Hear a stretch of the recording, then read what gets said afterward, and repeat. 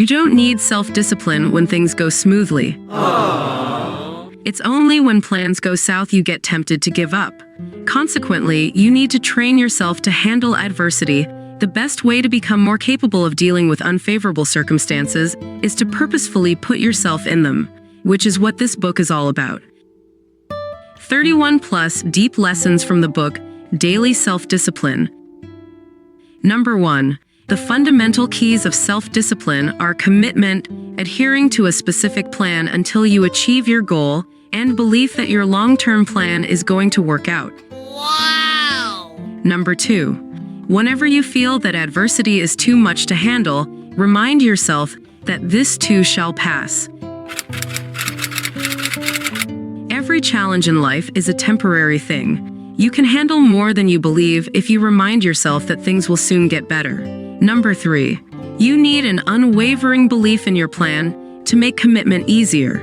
Ideally, follow proven advice coming from a credible person with lots of real-world experience. For instance, when losing weight, pick a diet that has made thousands of people slim. In the case of building a business, follow an outline provided by a successful entrepreneur, ideally in the industry you'd like to follow. When learning a new skill, follow the action plan laid out by an experienced teacher. Number 4. Regular physical activity is a keystone habit, which means it positively affects other areas of your life, helping you make several beneficial changes by only introducing one.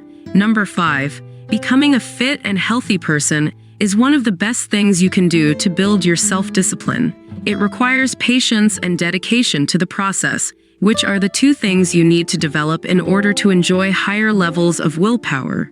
Number 6. Exercises can be either anaerobic, high intensity, short duration, or aerobic, lower intensity, longer duration. For optimal results, choose at least one anaerobic and one aerobic type of activity. Number 7. To overcome the 5 most common reasons why people quit their fitness programs, develop intrinsic motivation, coming from within you, not the rewards you expect. Find exercises you enjoy, because building self-discipline isn't about making your life permanently miserable. Consider working out with a partner, because accountability helps stay on track. Have the right expectations, and make your routine reflect your personal values, so you make time for exercise. Number 8. Whenever you don't feel like working out, remind yourself that it's a test of your self-discipline. What? If you resist the temptation to get lazy, you'll get rewarded with a fulfilling, though possibly more demanding than usual, training that will develop your toughness. Number 9. If you don't make time for health, you'll have to make time for illness. Getting rid of excess weight is not optional. It's mandatory if you want to become self-disciplined and grow in other areas of your life. Number 10. If you're struggling with cravings, learn how to shift your focus from the temptation to something else. Don't keep any forbidden foods at home. Whenever you have a craving, give yourself something else to do for 15 minutes, as it will probably reduce in intensity if you only wait. Come up with healthy habits that will replace your usual routines whenever you feel a craving, e.g. going on a walk instead of driving to the nearest pizza joint. Be realistic about the potential negative consequences of giving in to a craving. When you eat a certain unhealthy food, it won't feel as good as you think it will when you crave it. Number 11. By voluntarily putting yourself in uncomfortable situations, you learn how to deal with adversity. Subsequently, you become tougher and more self-disciplined whenever you'll have to deal with new demanding situations. Number 12. Exposing yourself to cold temperatures can teach you how to deal with painful short-term situations. It will help you develop more awareness of your own responses and how you can keep going despite overpowering discomfort. Number 13. From time to time, try to do away with something you usually need, a certain habit or an item. It will help you appreciate it more while at the same time building your toughness. So in case such a situation happens out of your control, you'll be better able to handle it. Number 14. Rejection therapy, making it a goal to get rejected rather than accepted, is an effective way to get used to the mental discomfort of being told no. Number 15. Exposing yourself to failure is a valuable exercise to stay humble and experience more learning opportunities. A large part of self-discipline is persistence. If you develop a habit to get up each time you fall, you'll have an easier time using your self-discipline in other situations that demand willpower. Number 16. Develop a habit to do the most difficult things with no hesitation. The longer you let yourself think before doing something that you find challenging, the more difficult it will be to gather enough willpower to do it. If you don't allow yourself to hesitate, soon you'll develop a habit that will make dealing with weakness easier. Number 17. Difficult goals require a great deal of mental toughness and self-discipline to achieve. If you constantly give yourself new difficult objectives to reach, you'll not only achieve more success in your life, but also learn how to keep going despite setbacks and difficulties. Number 18. Learning a foreign language is one of the best self-discipline building exercises because it's a long-term goal, requiring at least 6 to 12 months of your focus, and because it can cause a lot of frustrations tempting you to give up.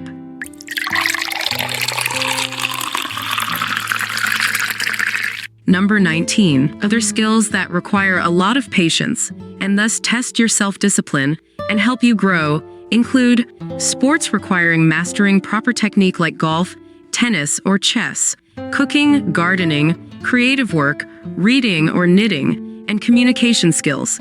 Number 20. Challenging activities to help you grow as a person are a perfect way to develop more mental toughness and self-discipline. They usually require you to replace your default comfort-friendly choices with uncomfortable but ultimately more beneficial decisions. As a result, you'll improve your self-control. These goals and activities include mastering honesty, trusting yourself, not complaining, and overcoming shyness. Number 21. A calm, focused mind is a powerful tool that will help you resist temptations and reach your goals despite setbacks, failures, and distractions. Living with intent is a must if you'd like to become a person with a lot of self-control. Number 22. Living with intent starts with sharpening your awareness. The easiest way to become more focused and present instead of distracted and mindless is to engage in a meditative practice. The act of focusing on the inner world and quieting the external world around you is one of the keys to a calm, disciplined mind. Number 23. In addition to regular meditation, there are at least 7 alternatives. You can try each to see which is most effective at helping you calm the chatter in your head. You can listen mindfully to music, practice yoga or Tai Chi, try journaling, or experiment with walking, gazing, breathing, or gratitude meditation. You can even try a mixture. Number 24. Without the ability to see the little things and use all of your senses while doing so, discovering what makes you prone to give in to temptation will be more difficult. Embracing the tunnel vision, exercising your focus on a single thing to experience it with all your senses, is helpful to improve your attention span and prevent making emotional decisions. Number 25. Due to temporal discounting, people are prone to give greater value to rewards they can get soon, in hours, than the rewards they'll get in the future, in weeks or months, even if the future rewards are bigger. Imagining your future self can make the prospect of future easier to grasp. As a result, you'll stop robbing the person you'll become of rewards just because you give more value to your current self, even if the reward is much smaller and not beneficial for you long term. Number 26. Have a compass of your personal values. Without a clearly defined set of priorities in life, it's easy to stray off the course and do things that don't reflect what you believe in. Periodically, reminding yourself of what's most important to you can help you make changes to regain self-control and fix the crucial things you've neglected. Number 27. Discomfort is not always a good idea.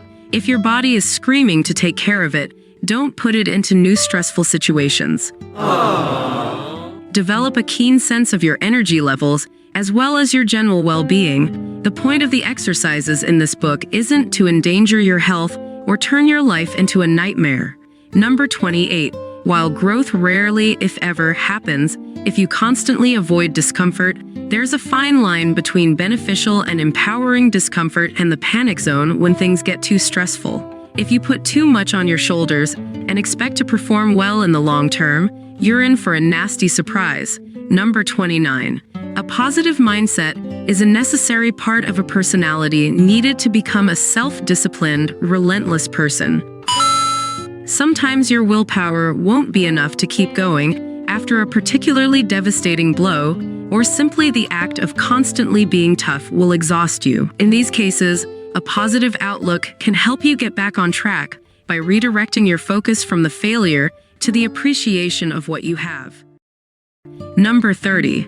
Guilt is never a good emotion for a person building self-discipline. It increases the likelihood of making your slip-up even more severe by thinking that the failure is worse than it actually is. Not resisting the temptation to eat a candy bar is not the end of your diet, as long as you don't follow it with guilt-motivated "why the hell not I already failed" binge eating. Number 31.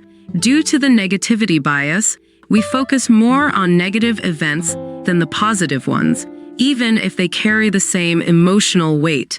You can use cognitive reappraisal to reinterpret the meaning of the bad event and turn it into a positive one. Thanks to this process, you'll avoid the discouragement that can increase the chances of losing your willpower. Number 32. You can deal with negative self-talk and/or get out of a funk by developing more self-compassion. Some of the most effective strategies include making a list of ways to pamper yourself, changing your body language to mimic the appearance of a happy person, or looking at yourself from the perspective of someone else. A negative mindset is often also the result of sleep deficiencies, a deficiency of certain nutrients, including vitamin D, or going too long with a strict diet or a workout schedule. If you haven't subscribed to our channel, you probably will not see us again. If you have, congratulations, you are growing every day.